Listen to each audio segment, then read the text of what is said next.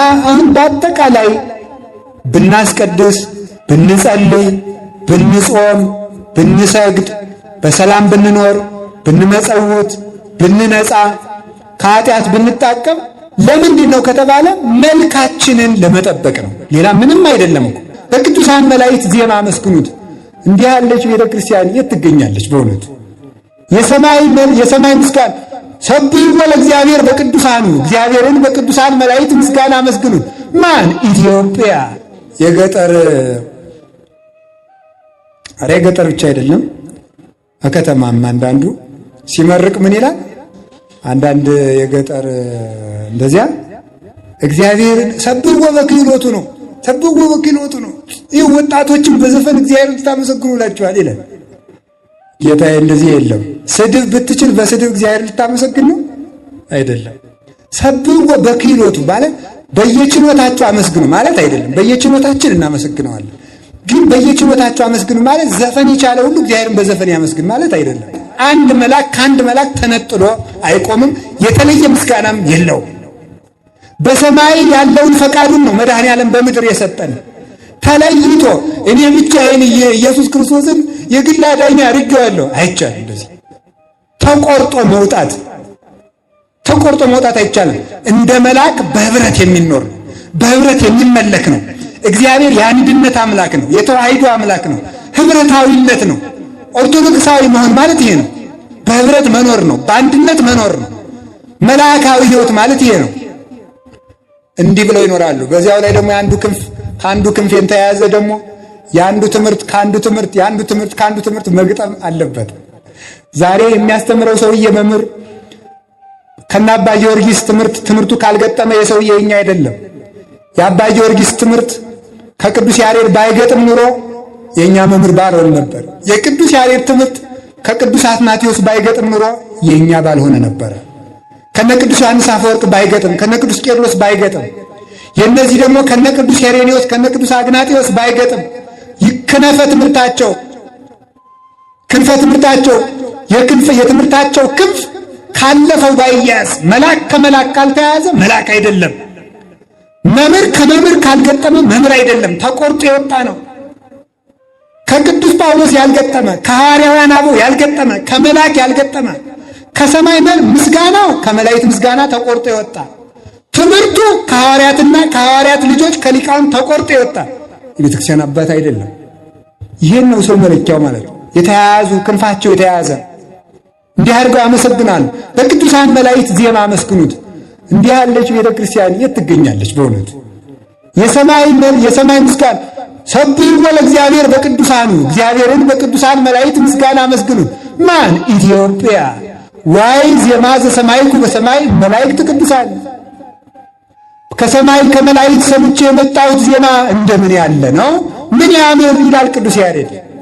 ከሰማይ የመጣ ዜማ ያላት ስርዓተ ሰማይ ያላት በስርዓተ ሰማይ የተጠበቀ የመቅደስ ስርዓት ያላት ወባቲ ለዛቲ ቤተ ክርስቲያን ስርዓተ መላእክት አርአያ ዘበሰማያት ቤተ ክርስቲያን ትትሜሰር በጽርሐ አርያም ዘላይሉ ወቅድስት ድንግል በሰረገላ እሳት። ለዚህች ቤተ ክርስቲያን በሰማይ ያለ የመላእክት ስርዓት አላት። ቤተ ክርስቲያን ጽርሐ አርያም ትመስላለች። ጽርሐ አርያም እንደምትመስል ቅድስት ድንግል ደግሞ በሰረገላ እሳት ትመስላለች። አራቱ ኪሩቤል አራቱ ወንጌላውያንን ይመስላሉ። በዚህ የተተኩ ናቸው። ሱራፌል ካህናትን ይመስላሉ። መላእክት መነኮሳትን ይመስላሉ፣ በንጽሕና ነዋሪዎች ናቸውና። ሌሎቹ የመላእክት ክፍሎች ደግሞ ዲያቆናትን ይመስላሉ። ማዕጠንቱ ማዕጠንታችን ይመስላል። በሰማይ ያለው የ24ቱ ካህናተ ሰማይ 24 መሆናቸው 25 ማዕረግ እግዚአብሔር ፍጥረት አንሶት ነው። 23 ማዕረጉስ ያንሳሉ ብሎ ነው። 24 ያደረገው ደግሞ 24 ሰዓት ለሚገለገለው ለቤተ ክርስቲያን አገልግሎት። ይህ የትኛው ቦታ ላይ ነው ያለው? ኦርቶዶክስ 24 ሰዓት ያላት የማታ ሰዓታት፣ የሌሊት ማህሌት፣ ስብሐተ ነግ ያላት። ስብሐተ ነግ በሁለት ተከፍሎ የማለዳ የቀን ይቆማል። ደብረ ሊባኖስ ስትሄዱ ያለ የሌሊት የማልት ሰዓታት አለ። አክሱም ስትሄዱ ማታ 4 ሰዓታት ይጀምራል ያድራል። ስብሐተ ነግ ማለዳ አለ። ይውላል፣ ቅዳሴ ይቀበላል፣ የሰርክ ምህላ አለ፣ በዚህ ይጠነቀቃል። የ24ቱ ካህናተ ሰማይ ሀገር ኦርቶዶክስ ተዋሕዶ፣ የኪሩቤል ሀገር ኦርቶዶክስ ተዋሕዶ ወንጌለ መንግሥቱን የምታምን ሰረገላ እሳቱ ድንግል ማርያምን አስቀምጣ ክርስቶስን ንጉሠ ነገሥት ሊቀ ካህናት እግዚአ አጋዕዝት አድርጋ የምትሰግድለት ስብሐት ለከ ብላ የምታመሰግነው ይህች ቤተ ክርስቲያን ናት። ምን የጎደላት ነገር አለ? እና በሰማይ መላእክት ምስጋና መስግዱ። የመላእክት ሥርዓት ያላት ከቅድስቷ እስከ መቅደሷ የመላእክት ዜማ ያላት የመላእክት ሃይማኖት ያላት ምን ሃይማኖት የመላእክት ሃይማኖት ምስጢረ ሥላሴ ያላት ኀፍረተ ቢጽ ኀፊረ ገጽ ያላት ጭምትነት ያላት ጎበዝ። በክርስቶስ ማመን አይን አውጣነት ነው እንዴ? በክርስቶስ ማመን እኮ ጭምት መሆን ነው። በክልኤ ክነፊሆሙ ይቀድሙ ገጾሙ፣ በሁለት ክንፋቸው ፊታቸውን ይሸፍናሉ አንተን ማየት አይቻለንም ብለው። በክልኤ ክነፊሆሙ ይቀድሙ እግሮሙ፣ በሁለት እግራቸው ክንፋቸውን ይሸፍናሉ በአንተ ፊት መቆም አይቻለንም ብለው። በክልኤ ክነፊሆሙ ይቀድሙ አንጻረ፣ በአክናፈ ጸጋ ይመሰጣሉ የትም ብትሄድ አይመረመርም ብለው። በተመልከቱ በርዕሰ ልቡና አትመረመርም፣ ራስን መሸፈን። በእግረ ልቡና አይደረስብንም፣ በአክናፈ ልቡና አይደረስብንም። ወዲያ ወዲህ ቢሉም አትመረመርም። እንዲህ ብለው በኀፊረ ገጹ ነው። ሥርዓታችን ሴቶች ራሳቸውን ይከናነቡ። ይህ እኮ ነው። ወንዶች እንደ ጥላ ለብሰን በየሥርዓታችን ቁመን የምናመሰግነው ምስጋና እጃችን ዘርግተን ሁለቱ ኀፊረ ገጽ ተሰጥቶን ፊታችን መሸፈን በፍርሃት በረዓድ ቁመን ምን ላዕለ ይኩን ህሊናክሙ አይምሩ ኀበ ዘትቀውሙ። ተመልከቱ ዲያቆኑ ቅዳሴ ላይ ነው። ላዕለ ይኩን ህሊናክሙ ህሊናችሁ ወደ ሰማይ ይሁን፣ አይምሩ ኀበ ዘትቀውሙ የቆማችሁበትን ቦታ እወቁት። በንጉሠ ነገሥት በኢየሱስ ክርስቶስ ፊት እንደቆማችሁ እወቁ። ጭምትነትን፣ እርጋታን፣ ስክነትን፣ ኀፊረ ገጽን የሰጠችን ቤተ ክርስቲያን የመልአክ ሥርዓት ያላት እናታችን ቅድስት ቤተ ክርስቲያን። በዚህ ምስጋና እግዚአብሔርን አመስግኖት። በፈሪሃ ገጽ በፈሪሃ እግዚአብሔር ሆናችሁ በሰፊሃ ሕሊና ሆናችሁ በፈሪሃ እግዚአብሔር ሆናችሁ እግዚአብሔርን አመስግኑት። ከቃሉ ጋር ናችሁ። እግዚአብሔር ከሁላችን ጋር ይሁን። በቅዱሳን ሃይማኖት ጸንታችሁ እግዚአብሔርን አመስግኑት። የምን ሃይማኖት ነው? ሰብሕዎ ለእግዚአብሔር በጽና ኃይሉ፣ እግዚአብሔርን ኃያል እንደመሆኑ አመስግኑት። እግዚአብሔር ኃያል መዋዕይ ወመስተበቅል፣ እግዚአብሔር አሸናፊ ነው። ኃያልነቱ የሚደነቀው ያለ ኃይል ሳይሰበስብ የሚያሸንፍ ነው። ልብኒ ይደክም ማይምሮቱ፣ ልብ እግዚአብሔርን ከማሰብ የተነሳ ማወቅ ተነስቶ እግዚአብሔርን ታግሎ ይሸነፋል። አንድ ትልቅ አስተዋይ ሰው ነበረ። ይሄ ሰው ገማልያል ይባላል። ምሁረ ኦሪት ነው። ሐዋርያትን አይሁዳውያን ሲደበድባቸው ሲያሰቃዩአቸው እንድናል ኢትኩኑ ከመዘ ይጻባ ምስለ እግዚአብሔር፣ ከእግዚአብሔር ጋር እንደሚጣላ ሰው አትሁኑ ነው ያላቸው። ከእነዚህ ሰዎች ጋር ብትጣሉ ከእግዚአብሔር ጋር ትጣላላችሁ ነበር ያላቸው። እግዚአብሔር በድካም የሚያሸንፍ አምላክ ነው። በእንጨት ባህር የሚከፍል አምላክ ነው። በነሐስ እባብ የሚገድል አምላክ ነው። በጠጠር ኃያልን የሚያጠፋ አምላክ ነው እግዚአብሔር። በስትንፋሱ ሰማይና ምድርን ያሳልፋቸዋል። ዝምታው መልአክ ፈጥሯል እግዚአብሔር። አንድ መልአክ እኮ ይህን ሰማይ መጠቅለል ይችላል ከታዘዘ። እግዚአብሔር ግን ሳይናገር በዝምታው መልአክ ፈጥሯል። የእግዚአብሔር እንኳን ንግግሩ ዝምታው እንኳን መልአክ ይፈጥራል። እንዲህ ያለ ኃያል ነው እግዚአብሔር። እንዲህ ያለውን አሸናፊ አምላክ እንዳንተ ያለ ኃያል ማን አለ ብላችሁ አመስግኑት። እንዲያውም እኮ አበው እንደሚያስተምሩት እግዚአብሔር ዲያብሎስ የመጨረሻ ኃይሉን እስከሚጠቀም ድረስ ዝም የሚል ለምንድን ነው ሲባል የእግዚአብሔር ጥበቃ ከዲያብሎስ የመጨረሻ አቅም ሁሉ በላይ ነው እንድንል። አሁን ዲያብሎስ በቤተ ክርስቲያን ላይ ያላደረገው አለ? ሁሉን አድርጓል። እና መከራ እስከ መጨረሻው ግፍ ድረስ ቤተ ክርስቲያን ውስጥ እንዲፈጸም እግዚአብሔር ዝም የሚል ለምንድን ነው? የዚህ ዓለም ኃይል ከእግዚአብሔር ትንሽ የጠብታ ኃይሉ ሁሉ ከታች መሆኑን ለማመልከት ነው። መጨረሻ ላይ እግዚአብሔር ሲመጣ ሁሉም ጸጥ ይላል። ዛዛን ከደን ለነማይ በላተው ዛተ መናፍስት ዘኮን ከነመርሶ ሕይወት ሙስና ነፋሳት እየነቀነቁ ያመጡትን ማይበሉን ሞገዱን ጸጥ ያደረግልክልን ወተንሲዮ ገሰጾሙ ለነፋስ እግዚአብሔር ተነስቶ ነፋሳትን ገሰጻቸው ማለት ባጋንንት እየተነዱ የመጡትን ኃይለ ነገሥታትን ሁሉ ጸጥ ያደርጋቸዋል። የጦሩን ኃይል ጸጥ ያደርጋል። ያጋንንት ላይ ጸጥ ያደርጋል። ሁሉንም ዝም ያሰኘዋል እግዚአብሔር በአንድ ሰው። አሪያ እግዚአብሔርን በእንዲህ ኃይል አያልነቱ አሸንፉት፣ አመስግኑት። ደካል ለደካማው እልል በሉ ማለት አይደለም። ትምህርቱን ነው ያልኩኝ፣ ትምህርቱን ነው። እሺ እልል በሉ አላልኩም። አመስግኑት። ስለዚህ ኋላ ትምህርቱን ነው። እሺ እልልታውን ኋላ መጨረሻ ላይ ትላላችሁ፣ እነግራችኋለሁ። እግዚአብሔርን ለዚህ ኃያልነቱ አመስግኑት። አሁን ልብ በሉ ተመልከቱ። ኃይል በድካም ይገለጣል። እስቲ እግዚአብሔር ያሳያችሁ። ይሄ ምድር ከምን ላይ ነው ያለ? ከውሃ ላይ በሉ በሉ። ውሃ ላይ አንድ ጠጠር ብንጠል ምን ይላል? ይሰጥማል አይደል? ግን ይሄ ሁሉ ጓዝ ተሸክማ መሬት እግዚአብሔር ለድካም ኃይልን ስለሚሰጥ ለድካም ኃይልን ይሰጣል። እና እግዚአብሔር አቅነትኮሙ ተመልከቱ ኃይለ ዘአቀንቶሙ ለአድባር ተራሮችን ተራራ የሚያስታጥቃቸው ደካሞችን ኃይል የሚሰጣቸው ኃያላንን የሚሰብራቸው ቀስቱን የሚሰብር እርሱ እግዚአብሔር ነው። ሰብሕዎ በክህሎቱ እግዚአብሔርን እንደ ካህሊነቱ አመስግኑት። እግዚአብሔር ሁሉን ቻይ እንደመሆኑ የገጠር ብቻ አይደለም በከተማም አንዳንዱ ሲመርቅ ምን ይላል? አንዳንድ የገጠር እንደዚያ እግዚአብሔርን ሰብሕዎ በክህሎቱ ነው፣ ሰብሕዎ በክህሎቱ ነው። ይህ ወጣቶችን በዘፈን እግዚአብሔርን ልታመሰግኑላችኋል ይላል። ጌታዬ እንደዚህ የለም። ስድብ ብትችል በስድብ እግዚአብሔርን ልታመሰግን ነው አይደለም። ሰብሕዎ በክህሎቱ ማለት በየችሎታቸው አመስግኑ ማለት አይደለም። በየችሎታችን እናመሰግነዋለን። ግን በየችሎታቸው አመስግኑ ማለት ዘፈን የቻለ ሁሉ እግዚአብሔርን በዘፈን ያመስግን ማለት አይደለም። ታዲያ ምን ማለት ነው ሲባል እግዚአብሔርን ከሃሊነቱን አውቃችሁ አመስግኑት። የእግዚአብሔርን ከሃሊነቱን ተረድታችሁ አመስግኑት፣ ሁሉን ቻይነቱ።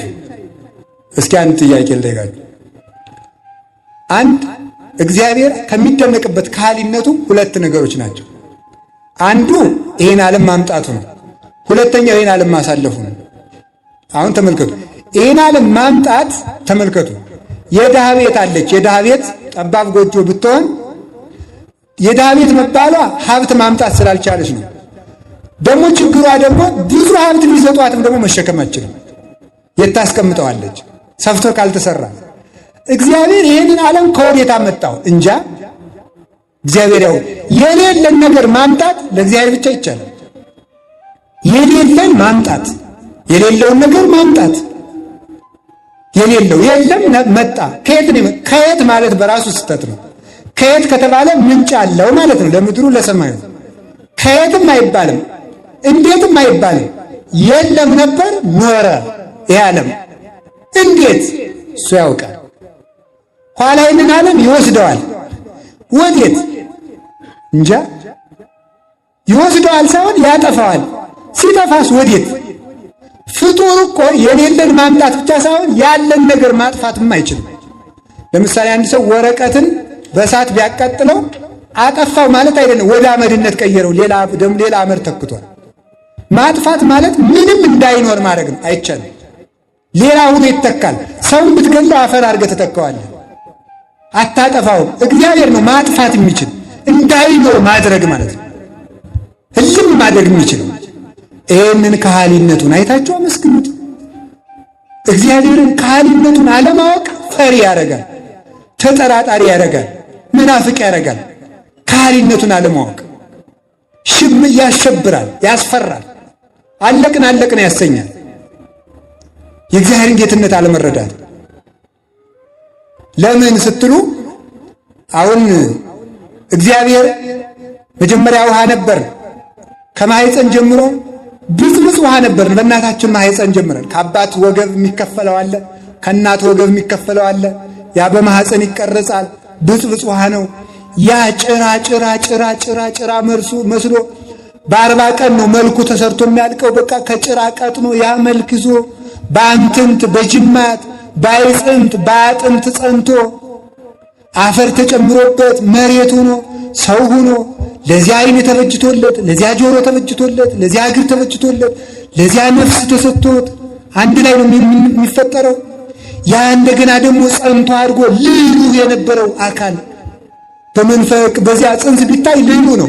ምናልባት በእጃችን እንዲጨብጠው ሁሉ ሊሟሟም ቢችል ሁሉ ይኖራል። የ3 ወር ጽንስ ቢታይ ያ ልዩ የነበረው አካል ነስቶ ጭራሽ ኋላ ተራራ የሚንድ ይሆናል።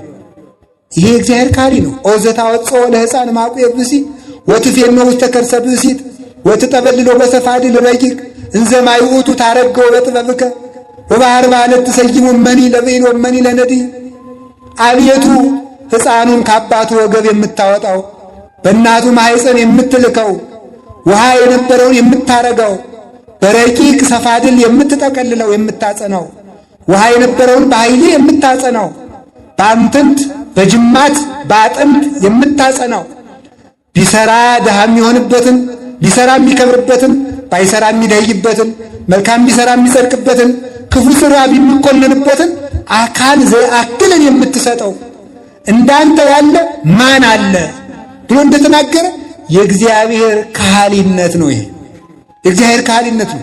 በዚህ ችሎታው እግዚአብሔርን አመስግኖት ባህር ከፍሎ የሚያሻግር መራራ ውሃን አጣፍቶ የሚያጠጣ ተራራ ንዶ የሚያሻግር ከዚህ በላይ ለፍጡር የፈጣሪን ካህሊነት የሚሰጥ ፍጡርን ወደ ፈጣሪ መልክነት የሚያሳድግ እግዚአብሔርን በዚህ ካህሊነቱ አመስግኑት። ሁሉን ቻይ የሚሆነው መድኃኔዓለም ሁሉን ቻይ የሚለውን በእምነት ተለማመዱት።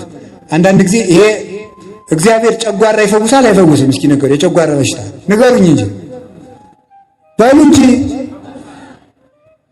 እሺ በጣም ጥሩ። እግዚአብሔር ጉንፋን ይፈውሳል አይፈውስም? እግዚአብሔር ሆድ ቁርጠት ይፈውሳል አይፈውስም? እግዚአብሔር ሁለቱም ኩላሊት ቢበላሽ ይፈውሳል አይፈውስም? ይሄን ግን ከቤታችሁ ታምኑታላችሁ? አይ የመዳን ዕድሉ ያን ያለው እስቲ እንደው ጸበል ልፋለት ይላል አይደለም ሰው። ሁሉን ቻይነቱን እግዚአብሔርን ስለሚረሳው ለፈጣሪ ምን ይሳነዋል? አቡነ ገብረ መንፈስ ቅዱስ ከሚጸልዩበት ሕፃኑ ነው እየጸለዩ ዲያብሎስ ሄደና አንተ ሕፃን ይበርዳል እናቴ ሽማግሌ ሰው መስሎ ነው ቤት ግን ገና ልጅ ነህ አንተ መካሪ አታል መሰል ይርባል አለው። ለፈጣሪ ምን ይሳነዋል? ከፈቀደ ድንጋዩን ህብስት ያደርጋል፣ ውሃውን ወይን ያደርገዋል። ሂድልኝ አለው። ምን አልክ ልጅ? አርጅቻ ይሰማኝ አለ ዲያብሎስ። አንተ ልቤ ምንከር ይሻለኛል፣ አንተ ሰይጣን ከፍት ይወግድ። እግዚአብሔር በምግብ የሚያኖራል ያለ ምግብ የሚያኖራል ብለው ሲሉት ዲያብሎስ ተንዶ ሲጠፋ አልቀመሱትም እንጂ ለአቡነ ገብረ መንፈስ ቅዱስ ጻዕዳ ህብስት ከሰማይ ወርዶላቸዋል። እግዚአብሔር በምግብም ያኖራል ያለ ምግብም ያኖራል። እግዚአብሔር በጤናም ያኖራል ያለ ጤናም ያኖራል። ጤና ቢሰጠው ለሚያስፈልገው ሰው ጤና ይሰጠዋል። በሽታው ለሚጠቅመው በሽታው ይሰጠዋል። በበሽታም ይጠቅማል። እግዚአብሔር በፈውስ ብቻ አይደለም የሚጠቅመው። እግዚአብሔር በጤናም ይጠቅማል፣ በደዌም ይጠቅማል። እስኪ በሉ እግዚአብሔር በሉ በጤናም ይጠቅማል በሉ። በጣም ምስኪን ክርስቲያን ማለት ሁሉንም በሽታ መዳን የሚፈልግ ሰው። በቃ እግዚአብሔር ካለ ያድነኝ፣ ካልዳንኩ ደግሞ ወይ ቄሶቹ ትክክል አይደሉም ወይ ቤተክርስቲያን ትክክል አይደለችም የሚል ሰው ሞኝ ነው በእውነቱ ማለት ነው። በበሽታ ከጠቀመንስ ቅዱስ ጳውሎስ ውጋትና ራስ ፍልጠት ነበረበት። አረ ጌታ እባክህ ፈውሰኝ እንደፈለገኝ ተዟዙሬ እንድሰብክ አለው። ያክለከ ጸጋዬ ይበቃል፣ ጸጋውን ልቀንስና ጤና ልስጥህ ሆይ አለው። ጸጋውን ከምትወስድብኝስ ይቅርብኝ። እስማኤል በደዌ ያሐልቅ ኃይለ ሥጋማ በደዌ ሊያልቅ የተፈጠረ አይደለም። ያን ጊዜ ፈጣሪን አመሰገንኩት። ስለዚህ ቅዱስ ጳውሎስ ጸጋው እንዲጨመርለት ደዌ ተሰጥቶት ነበረ። ይህንን ይዞ ቅዱስ ባስልዮስ ዘቂሳርያ ምን አለ? ድውዩ ጳውሎስ ድውያንን ይፈውሳል አለ። እስኪ በሉ ድውዩ ጳውሎስ በሉ ምን ይፈውሳል? ድውያን ይፈውሳል። ለሱ ደዌ ተሰጥቶት ያ የቅዱስ ጳውሎስ ደዌ ምን የሚጨምር ነው? ሀብት የሚጨምር ጸጋ የሚጨምር ነው። ታሞ የማያመሰግን ሰው፣ ጤነኛ ሆኖ የማይሰግድ ሰው ሁለቱም እኩል ነው። ታሞ ማመስገን ይገባል። ከምንኩስና 3 ክፍሎች አንዱ ባሕታዊ ዘበህዳት የሚባለው፣ አንዱ ድውይ ዘበአኮቴት ይባላል፣ አንዱ ረድ ዘበጥባት ይባላል። ድውይ ዘበአኮቴት ማለት እድሜ ዘመኑን በሽታ ተሰጥቶት የሚኖር መነኩሴ ማለት ነው።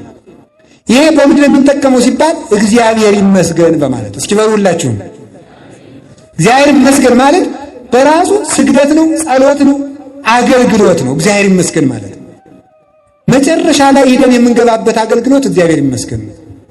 እግዚአብሔር ይመስገን እንዲህ ካለ የሰው አገልግሎት ኢዮብ 7 ዓመት የተጋደለው ተጋድሎ ምን ይመስላችኋል? እግዚአብሔር ይመስገን በሉ ሲውላችሁ። አዎ ባርኮ ወሙት። ሚስቱ ግን አለች እግዚአብሔርን ስደውላ ሙት።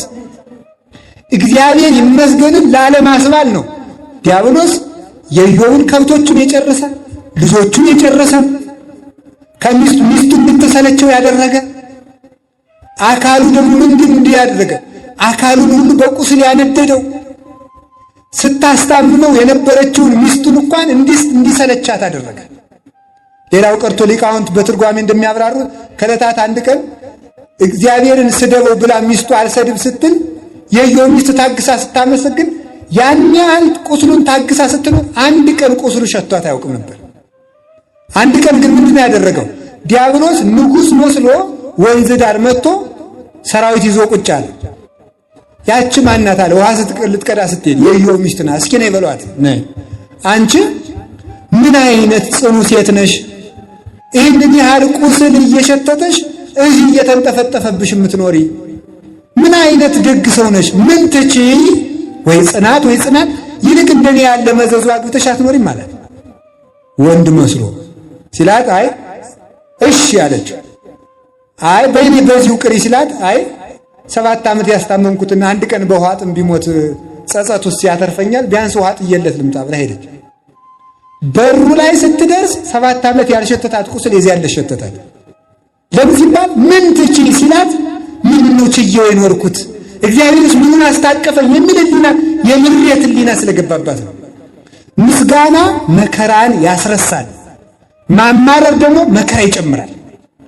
ታውቆን የማያውቀው መከራ የሚጨምርብን ስናማረር ነው። እስቲ እግዚአብሔር ይመስገን በጎዞች በሁላችሁ እግዚአብሔር ይመስገን በሉ። እግዚአብሔር ይመስገን በእውነት እግዚአብሔር ይመስገን አለ። ከዚያ በኋላ መጨረሻ ላይ አንቺ እህቴ በል እንግዲህ እስካሁን አስታመምኩ ወንድሜ ከዚህ በኋላ ደህና ሁን አለችው። ለሁሉም ይችን ቀለበት ይዘሽ ብሎ የሥላሴ ስም የተቀረጸባት ቀለበት ነበረች ሰጥ። ያችን እዛ ስትል ኧረ ደህና ሰው ከሆነ ይቀርብሻል፣ ሌላ ከሆነም ይሸሻል ብሎ ይዛ ስትል አንቺ ብሉን ነው ይዘሽ መጣሽ፣ ይዘሽ ጥለሽው ነይ፣ የችጋራም ገንዘብ ጥለሽለት ነው ወዲያ ሽጦ ይብላዋል። አይ ይችንስ ማጫ የሆነሽ ብላ ሰጥቶኛል ብሎ ሰጥቶኛ ብላ እምቢ ብላ ስትል በኖ ተኖ ጠፋ ይላል። አሁን አንዳንድ ሴቶች ሌላ ሀገር ስትሄዱ ቀለበታችሁን አታወልቁም? ይሄ ነውር አይደለም? ነውር ነው በእውነቱ። የሥላሴ ቸርነት ይለያቸዋል። የባላችሁ ጠባይ የሚሰለቻችሁ የቃል ኪዳን ቀለበታችሁን ስታወልቁት ስላችኋል። ደህና ሰው የነበረው ሰውዬ ሰይጣን መስሎ ይታያቸዋል። እንደ ኢዮብ ሚስት ማለት ነው። እና አክፍቱ የሚያይ እግዚአብሔርን እንድናማርር የሚያደርግ ምን ትችል የሚል ሰው የእኛን ጽናት ነግሮ እግዚአብሔር ጨካኝ ነው የሚያስብለን ሁሉ የዲያብሎስ መልእክተኛ ነው። እና እግዚአብሔር ካለቀ በኋላ ቢሆን እንኳን እግዚአብሔር ሰው እንደሚያደርገው ያምን ነበረ። ይሄ ታጋሽ ሰው ከቁስሉ ላይ የሰፈሩ ትሎቹ እንኳን ሲንጠበጠቡ እግዚአብሔር የሰጣችሁን ጸጋ ወዴት ጥላችሁ ትሄዳላችሁ እያለ ቁስሎቹን እያነሳ ትሎቹን እያነሳ ቁስሉን እንዲበሉ ያደርግ ነበር። አበው እንደሚተረጉምልን ዮርዳኖስ ሂድና ታጠብና ትድናለህ ሲለው እንኳን እነዚህ ትሎች ምን ይሆናሉ ነበር ያለ። የፈጠርኳቸው መግባቸዋለሁ ነበር ያለ። ይህ ሰው በሰባተኛው ታጋሹ የትዕግስት ዘውድ የደፋው ታላቁ ኢዮብ ከ7 ዓመት በኋላ ድል ነሳብ። ድል የነሳው በምን ይመስላችኋል? እግዚአብሔር ይመስገን በሉላችሁ። በሉ ብናጣም እግዚአብሔር ይመስገን በሉ። ብናገኝም ቢያመንም ቢፈልጠንም ቢቆርጠንም ባንድንም ባንፈወስም ብንናቅም ብንሰደድም ስለ ሁሉም ነገር ማን ይመስገን? እግዚአብሔር ይመስገን። ሁሉም ቻይ መጨረሻ ላይ ሁሉም ማድረግ ያውቅበታል። እግዚአብሔር ሲያልቅ መምጣት ያውቅበታል። 3 ደቂቅ ሲከሰሱ ዝም፣ ሲሰደቡ ዝም፣ ሲወቀሱ ዝም፣ እነሱ የሚቃጠሉበት እሳት ሲመጣ ዝም፣ ሲታሰሩ ዝም፣ እሳቱ ሲወረወር ግን ከእጅላል እግዚአብሔር። እግዚአብሔር መጨረሻ ላይ ይመጣል። ከሃሊነቱን መረዳት ማለት ይሄ ነው። ካለቀ ነገር ላይ እግዚአብሔር የሚኖር ነገር ያመጣል። ከሞተ ነገር የሚኖር ነገር ያመጣል። እግዚአብሔር ለሶምሶን ከሞተ አንበሳ ማር አውጥቶ የመገበው ብዙ ትርጉም ያለው ቢሆን ምንድን ነው? ከሞተ ነገር ላይ እንኳን ቢሆን እግዚአብሔር ሕይወትን ይዘራል። በሞተ ነገር ላይ ሕይወት መዝራት፣ ባለቀ ነገር ላይ የሚኖር ነገር መቀጠል ለእግዚአብሔር ይሳነዋል? አይሳነውም። መራራን ማጣፈጥ አይሳነውም። ጣዕም ለሌለው ጣዕም መስጠት አይሳነውም። በማንም ላይ ተፋቅሮ በኩሉ ያስተአምን፣ ተፋቅሮ በኩሉ ያስተያግስ፣ ተፋቅሮ በሁሉ ያስተማምናል ይላል። ተፋቅሮ በሁሉ ያስተማምናል። እግዚአብሔር በየብስ ያድናል አያድንም? በሉ እንጂ እግዚአብሔር በህዋ ያድናል አያድንም? አንዳንድ ቀን በአውሮፕላን ሲሄድ በጣም ብዙ ሰው እታገሳለሁ። በጣም እታገሳለሁ ማለት ይቅር በሉኝ፣ እታዘባለሁ ልል ነው። እታዘባለሁ። አንድ ጊዜ በአውሮፕላን ስንሄድ አንድ ሴትዮ መከራቸውን አይቶልኝ አውሮፕላኑ ገጭ ኦ ማይ ጋድ ይሉና ተነስተው በረው ሊጠፉ በዚያ መስኮት መረቆ ወጥተው ወድቀዋል። መከራ ነው። ፈረንጆቹ ፈርስት ታይም ይላሉ። ሁሉም ማለት መጀመሪያ ዓመት ጓዝሽ ነው እያሉ ማለት እና መከራ እኔ እንደው በጣም መጨረሻ ላይ እንዴ በኢየሱስ ስም ልባቸው ወጥቶ ሊሄድ ሴትዮት ከዚህ መጨረሻ ላይ እንዴ ኢየሱስን የሚያምኑት የብስ ላይ ብቻ ነው እንዴ? እዚህም አለ አልኳቸው። እኔ እውነቴን እኮ ነው። እዚህም አለ እና መጨረሻ ላይ ሲወርዱ አይዞት እናታችን ይረጋጉ in the name of Jesus ይላሉ ደግሞ ማለት ነው። እዚያ ግን አላሉም ነበረ። የኢየሱስ ስም ኋላ የለም አለ፣ ባህር ላይ የለም አለ። የእግዚአብሔር ከሃዲነት ባለ ነገር ላይ የሚወሰን አይደለም። በሌለ ነገር ላይ ሁሉ የሚመግብ ነው እግዚአብሔር። እንደውም ሊቃውንት ምን ይላሉ? የእግዚአብሔርን ካልነስ ሲያስረዱ ምን ይላሉ? አይ እግዚአብሔር በኖህ ዘመን በመርከብ ነበር ውሃ ያሻገረ፣ በሙሴ ዘመን ደግሞ ለምን በመርከብ አላሻገረም የሚለውን ሲተረጉ ምን ይላሉ? አይ እግዚአብሔር በመርከብ ነው እንጂ ያለ መርከብ ማሻገር አይችልም እንዳይሉት፣ በመርከብ ይችላል ያለ መርከብ አይችልም እንዳይሉት፣ እግዚአብሔር ያለ መሳሪያ በመሳሪያ በምንም ያለ ምንም ማድረግ ይቻላል። ሰብሕዎ ለእግዚአብሔር በክህሎቱ፣ እግዚአብሔርን በዚህ ከሃሊነቱ አመስግኑት። ያነሰውን ለሚያበዛ፣ የሌለውን እንዲኖር ለሚያደርግ፣ ከሞት ሕይወትን ለሚያወጣ፣ ከረከሰ ንጽሕናን ለሚያወጣ፣ ከርግማን በረከትን ለሚያበቅል እግዚአብሔርን ለከሃሊነቱ አመስግኑት። ለደከመ ኃይልን ለሚሰጥ አመስግኑት። እግዚአብሔር በዚህ ይመሰገናል። እስቲ እግዚአብሔር ይመስገን በሉ። ድገሙ፣ ጨምሩ። እግዚአብሔር ይመስገን በሉ። ሰብሕዎ ለእግዚአብሔር በቅዱሳኑ፣ ሰብሕዎ በጸና ኃይሉ፣ ሰብሕዎ በክህሎቱ፣ ሰብሕዎ በከመ ብዝኃ እበዩ። እንደ ልዕልናው መጠን እግዚአብሔርን አመስግኑት። ልዕልና ማለት ማለት ነው። አሁን ተመልከቱ። ልዑል ማለት ከፍ ያለ ማለት አንደኛ ባህሪው አይመረመርም። ሁለተኛ ተመልከቱ። መኑ ይትዓደው ለወልድ እሁየ እስመ ልዑል መዝራዕተ የማኑ ይላል ሰሎሞን መኃልየ ዘሰሎሞን ላይ ሲናገር መኑ ይትዓደው ለወልድ እሁየ፣ ልጅ ወንድሜ እግዚአብሔርን ለቤተ እስራኤል የቤተ እስራኤል ሙሽራዋ ስለሆነ አንድም ለቤተ ክርስቲያን ልጅ ወንድሜ የሚባል ክርስቶስን የሚቋቋመው ድል የሚነሳው የሚያሸንፈው የሚሟገተው ማን ነው? እስመ ልዑል መዝራዕተ የማኑ፣ የአብ የባሕሪ ልጁ ኢየሱስ ክርስቶስ ባሕሪው ስልጣኑ ልዑል ነውና፣ የወልድ ጌትነቱ ልዑል ነውና፣ ወልድን ተቋቁሞ ድል የሚነሳው ማን ነው? ስደት ነውን? አልሆነም። በ2 ዓመቱ ተሰደነውን። ረሃብ ነውን? 40 ቀን ጾሞ አጋንንትን ድል ነስቷቸዋል። ስቅላት ነውን? ይህንም አሸንፏል። ውግረት ነውን? ይህንም አሸንፏል። ሕማም ነውን? ይህንም አሸንፏል። ሞት ነውን? የመጨረሻውን ባለስልጣን የሞትን መውጊያውን ያወለቀ እስመ ልዑል መዝራዕተ የማኑ ልጅ ወንድሜ ክርስቶስን ማን ይቋቋመዋል? ልዑል ነው፣ ከፍ ያለ ነው። እግዚአብሔር ከሁሉም ነገር በላይ ነው። ጌታችን መድኃኒታችን ኢየሱስ ክርስቶስ በጣም ጉልበት የነበራቸው ሰዎች ነበሩ በዓለም ላይ። እነዚህ አንትቶ ደካማ ሰዎችን፣ የተናቁ ደካሞችን ለደቀ መዝሙርነት የመረጠበት ምክንያት ኋላ ወንጌል ሲሰፋና ቤተክርስቲያን ስትንሰራፋ ደና ጉልበተኛ ጦረኛ ሰዎችን እኮ ተማሪ አድርጎ ሐዋርያ አድርጎ ልኮ በጉልበት ነው ሃይማኖቱን ያስፋፋ እንዳይባል በሱ በደቀ መዛሙርቱ ደካማነት የሱ ኃያልነት እንዲገለጥ ደካሞችን፣ ድሆችን፣ ዕውቀት የሌላቸውን መርጦ ነበር የላካቸው። ድሮስ የግሪክ ፈላስፎችን መርጦ አስተምሮ እነሱ በንግግር ጥበብ አፍ እየዘጉለት ትምህርቱ ላይሰፋ ነው እንዳይባል ንግግር የማይችሉትን ነገር ወልዳ አፋ የሆኑትን አንደበታቸው ቃል መርጦ የማይናገሩትን እነ ቅዱስ ጴጥሮስ አነጋገሩ ይገልጣል ማለት የገጠር ቅዱስ ጴጥሮስ የገጠር እስራኤላዊ ስለሆነ መርጦ የማይናገር አነጋገሩ የሚገልጠው አንድም በምስጢር ክርስቶስ መሆኑን የሚያሳውቅ እነዚህ ደካሞችን የመረጠ ኃይሉ እንዲገለጥ ክርስቶስ ኃይሉን ገለጠ። ኃያል ስለዚህ ልዑል መሆኑን ልዑል እግዚአብሔርን እንደ ልዕልናው አመስግኑት። ልዕልናው ማለት አንደኛ ማንም ተዋግቶ ድል አይነሳውም። አንድ ሁለተኛ ደግሞ ምን ይመስላችኋል? ልዑል ማለት ከፍ ያለ ነው። ልዑል ማለቱ ኃጢአታችን አቃሎ እንዲያይልን ያደርገዋል።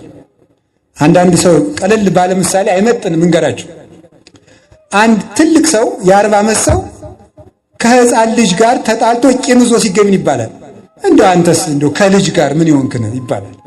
ምክንያት ትልቅ ሰው ነው። አንድ ትልቅ ሰው ስትሆን ወልደህ ከዚህ ትንሽ ልጅ ጋር ቂም ትይዛለህ ይባላል። እግዚአብሔር ልዑል መሆኑ ኃጢአታችን እንዲንቅልን ያደርገዋል። ተመልከቱ። ኢተዘኪረከ አበሳነ ወአናይሴከ ጌጋየነ በምሕረትከ ተዘከረነ እንበለ ምሕረትከ ሳልወ ዘይድህን ይላል አባ ጊዮርጊስ በሰዓታቱ። ኢተዘኪረከ አበሳነ ወአናይሴከ ጌጋየነ ኃጢአት አበሳ በደላችን ትተህ ወአናይሴከ ጌጋየነ በደላችንን ንቀህ እንደ ሕፃን በሕማማት ሰላምታ በጽውር እቷነ ይለዋል። በጭቃ እንደሚጫወት ልጅ በጭቃ ተጫውቶ አዲስ የገዙለትን ልብስ ጭቃ ቀብቶ ሲመጣ አይቆጡበትም። አዝነው ስመው ያጥሙለታል። መድኃኔዓለም እኔ የምሠራውን ኃጢአት በጭቃ እንደሚጫወቅ ኃጢአት ነውና እንደሚጻነው ናቅልኝ፣ ኃጢአቴን ንቀህ አጥፋልኝ። ጌታችን መድኃኒታችን ኢየሱስ ክርስቶስ ኃጢአታችን ንቆ አቃሎ እኛን ያከብረናል። የቅዱስ ጴጥሮስን ክህደቱን ናቀለትና ሐዋርያነቱን አከበረለት። የሐዋርያት አለቃ አደረገው። በጎቼን ጠብቅ አለው። ክህደቱን ግን ንቆ ጣላት፣ በዓይን ውስጥ ወረወራት። የደብዳቤውን ቀዳዶ ጣለለት። ጴጥሮስን ግን አከበረ። ኃጢአታችን ይናቅልን፣ እኛን ግን ለመክበር ያብቃን። ስለዚህ እግዚአብሔር እንዲህ ያለህ ልዑል በሆነ ባልሆነው የማትቆጣ ተመልከቱ። በሆነ ባልሆነው ከፍ ያለ ሰው ከፍ ያለ ነው። በቀላል ነገር አይቆጣ። ገሌ እኮ እንደው ደልዳላ ነው ይባላል። ገሌ እኮ እንደው ጌታ ነው ይባላል። ቶሎ አይቆጣም። እንደ እግዚአብሔር ማለት ነው። እይትማ ዘልፈ ወይቀስፍ ወትረ ሁልጊዜ የማይቀስፍ ሁልጊዜ የማይቆጣ ማን ነው? እግዚአብሔር። ቅዱስ ያሬድ ደግሞ ወመኑ መሐሪ ዘከማከ መሐሪ ወትረ ይለዋል። ደግሞ በሌላ መዝሙር ከዚህ የመዝሙር በአንድ ሲናገር መሐሪ ወትረ ሁልጊዜ የሚምር ማን ነው? እግዚአብሔር። ሁልጊዜ የሚምር ምንድን ነው? ሁልጊዜ የሚምር ማለት ሰውየው ምን ያደርጋል? እገሌ ጋር ታረቁ፣ አልታረቅም። ለምን እንዴ? ሰኞ ታገዝኩት፣ ማክሰኞ ታገዝኩት፣ ረቡዕ ታገዝኩት፣ አሁንም አበዛውም እኮ ይላል። አምና ታገዝኩት፣ ዘንድሮ ታገዝኩት፣ አሁንም አበዛው እኮ ይላል። ደግሞ ምን ይላል? እንደ ሰው በቀደም ድንጋይ ወረወረብኝ፣ ታገዝኩት። በቀደም ደግሞ ጎረቤት ነበረ የእጅ ጣቢ ደፋብኝ፣ ታገዝኩት። ከዚህ በላይ ምን ላድርግ ብላችሁ ይላል። እግዚአብሔር እኮ ስንት ነገር አፍርሰን ታግሶናል። ስለዚህ ይባላል ልዑል እግዚአብሔር። ልዑል እግዚአብሔር በሉ ይመስገን በሉ እንጂ አሁንም እግዚአብሔር ይመስገን። ሰብህዎ በከመ ብዛቤሁ ሰብህዎ በቃለ ቀርን እንጨርሰው ቶሎ። ሰብህዎ በቃለ ቀርን እግዚአብሔርን በቀንደ መለከት አመስግኑት። ይሄ ቀንደ መለከት በብሉይ ኪዳን በዓመት 2 ጊዜ ይመታ ነበረ። ይሄ ብሉይ ኪዳንንና ሐዲስ ኪዳንን የሚያመለክት ነው። የቅዱስ ሲኖዶስን ዓመታዊ ጉባኤም የሚያመለክት ነው።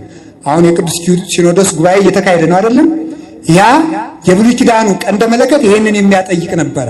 እግዚአብሔርን ከሩቅ በሚሰማ ጉባኤ፣ በሰለስቱ ምዕት ጉባኤ፣ በቁስጥንጥንያ ጉባኤ፣ በኤፌሶን ጉባኤ፣ በአበው ጉባኤ ከሩቅ በሚሰማ ሃይማኖት፣ ከሩቅ በሚሰማ ምግባር ደግነታችሁ እስኪሰማ ድረስ አመስግኑት ማለት ነው። ደግነታችሁ እስኪሰማ ድረስ አመስግኑት ማለት እግዚአብሔርን በቀንደ መለከት አመስግኑት ማለት በብሉይ ኪዳንና በሐዲስ ኪዳን በተመሰረተ ሃይማኖት ላይ ቁማችሁ ከሩቅ በሚሸት ምግባር፣ ከሩቅ በሚሰማ ምግባር የልትሄዱ ነው? ከደጉ ከአብርሃም ቤት በልተን ጠጥተን ልንመጣ። የት ልትሄዱ ነው? የበረሃውን ኮከብ እንጦንስን አይተን ልንመጣ። የት ልትሄዱ ነው? አንጥላሪዎስ የሚባል ደግ ሰው ነበረ፣ እሱ ቤት ልንበላ እየተባለ ደግነታችሁ ከሩቅ እስኪሰማ ድረስ አቀድም አይኩቶቶ ለእግዚአብሔር ይላል ቅዱስ ጳውሎስ። እናንተ ስለ እናንተ እግዚአብሔርን አስቀድሜ ያመሰግነዋለሁ። እስመ ተሰማት ሃይማኖትክሙ፣ ሃይማኖታችሁ እስከ ምድር ዳርቻ ድረስ ተሰምታላችና ይላል። ምግባራችሁ ከሩቅ እስኪሰማ ድረስ። እኛ ታውሳውሳላችሁ በኦሪት ዘፍጥረት ምዕራፍ 6 ላይ እንደተቀመጠው እግዚአብሔር ምንድን ነው ያለው?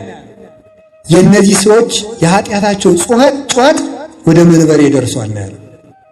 ዛሬ ግፋችን የት እንደደረሰ ብታዩት እኮ ጽብ ድንቅ ነው። ጽዋችን ሞልቶ ፈሷል። ቀስተ ደመና ታውቃላችሁ አይደል? አታውቁም? የሚያውቁ አባቶች ምን ይላሉ? እያወቁ ዝም ማለትና ከቤት ልብስ እያለ ቤተ ክርስቲያን ለብሶ አለመሄድ ትዕቢት ነው ይላሉ። ከቤት ልብስ እያለ ጥሩ ልብስ እያለ ቤተ ክርስቲያን ጥሩ ልብስ ለብሶ አለመምጣት ትዕቢት ነው። ለምን? ትተነው ነው እንጂ አለን ማለት ነው። በሌላቸው ሰዎች መመካት ማለት ነው፣ መመጻደቅ። ስለዚህ እኛ የናቅነውን ዓለም እስቲ ተክበሰሱበት ማለት ነው። ይሄ ማለት ነው። ቀስተ ደመና ታውቃላችሁ? ምንድን ነው? ይሄ ቀስተ ደመና አይደለም ነው። አንዳንድ ቀን ግን የማርያም መቀነት የምንለው ቀስተ ደመና የሚታየው ምንድን ነው ይሉን አባቶቻችን። በኖህ ዘመን ቀስተ ደመናው የሚታየው በዚህ አድኛችኋለሁ ለማለት ነው። ዛሬ ለምንድን ነው አንዳንድ ቀን ቀስተ ደመና በደመናው ላይ የሚወጣ ሲባል እንዳላጠፋችሁ ለእናቴ የሰጠዋት ቃል ኪዳን ኑሮ ነው እንጂ በደላችሁ ከኖህ ዘመን ሰዎች ጋር እኩል ነው ማለት ነው። አሁን በቃ ይሄ ነው ቀስተ ደመና የሚገለጠው፣ ይሄ ነው ባንዲራውን ሰንደቅ ዓላማውን የሚዘልፈን ይሄ ነው። እንደ ቀስተ ደመና ምልክት ያደረጋት እናቱ ቅድስት ድንግል ማርያም ኪዳነ ምሕረት ስላለች በእሷ ምክንያት እንዳንቀሰፍ ስለሚጠብቀን ነው እንጂ ኪዳነ ምሕረትን በእውነቱ ውደዷት። አዲስ አበባን ከሚጠብቁ አድባራት መካከል እስጢፋኖስን መስበክ እንዳትሉኝ፣ ነገ እንነጋገራለን እሱን። እሺ። ስለዚህ እንጦጦ ኪዳነ ምሕረት ናት። እኔ እንጦጦ ኪዳነ ምሕረቱ አስተዳዳሪ ልከውኝ እንዳይመስላችሁ፣ ኪዳነ ምሕረትን ስለምወዳትና የእንጦጦ ኪዳነ ምሕረትን ብዙ ታምራት የተደረገባት ብዙ ለ200 ለ300 የተሰወሩ ቅዱሳንም የኖሩባት ቦታ ናት። ለ300 ከግራኝ መሐመድ ጀምረው ከሞት ተሰውረው የነበሩ ቅዱሳንም ነበሩባት። በግራኝ መሐመድ ጀምረው ተሰውረው እስከ ጃንሆይ ዘመን ድረስ የነበሩ ቅዱሳንም ነበሩ። በዚህ ይሄ እነዚህ ማናውቃቸው ተራሮች ነው የሚጠብቁ ነው። አሁንም ደግሞ የቅድስት ኪዳነ ምሕረት በረከቷና ቃል ኪዳኗ በጌታችን በኢየሱስ ክርስቶስ ቸርነት እንድንጠበቅ ይርዳን። እንዳላጠፋችሁ የእናቴ ቃል ኪዳን ኑሮ ነው እንጂ ክርስቶስ የምሕረት ውሃ ነው። እናቱ ደግሞ ምሕረቱን የሚያጸናባት ቀስተ ደመና ናት። ምሕረቱን እንዳይታጠፍ የሚያደርግ ሰማይ የምንላት እኮ ለዚህ ነው። ይቺ ጠፈር ሰማይ ናት። ከዚህ በላይ ከዚህ ጠፈር በላይ ሐኖስ የሚባል የሚገማሸር ቁጡ አለ። ያ ውሃ እንዳይፈስ ይቺ ጠፈር አለች። የእግዚአብሔር መዓት እንዳያጠፋን የእናቱ ቀስተ ደመናነት ምልክት አለ። ያ ቀስተ ደመና ይጠብቀናል። በዚያ ቀስተ ደመና እንዲጠብቀን እግዚአብሔር ቃሉን አሳልፏልና እግዚአብሔር በልዕልናው በጌትነቱ ኃጢአታችን ንቆ ይምራልና ግፋችን የት እንደደረሰ የት እንደተሰማ ልብ በሉትና ከሩቅ በሚሰማ ምግባር እስቲ እግዚአብሔር ያሳያችሁ።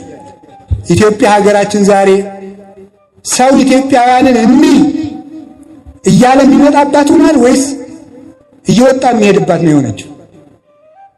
ድሮ ቅዱሳን ኢትዮጵያውያን ለማየት ይበቁ ነበር፣ ይመጡ ነበር። ዛሬ እንኳን ቅዱሳን ፈረንጅ እንኳን ከኢትዮጵያ እየቀረ ነው። ለምን ሲባል የመከራው ድማ አደረግናት። የመባላት አውድማ ስላደረግናት ማለት ነው። 9 ቅዱሳን የመጡ ምን ብለው ነው? አረ ኢትዮጵያ የምትባል እግዚአብሔር ሀገር አለች አሉ። ሮም ካቶሊክ ክርስቶስን ክዳለች ብለው ተሰደው መጡ። አቡነ ገብረ መንፈስ ቅዱስ ወደ ኢትዮጵያ የመጡት የኢትዮጵያውያንን መዓዛ እየሸተቱ ነው። እግዚአብሔር ከኢየሩሳሌም ተሰጥቶ የመጣ ኢትዮጵያ ነው። ትንቢተ ዕንባቆም ላይ ምን ይላል?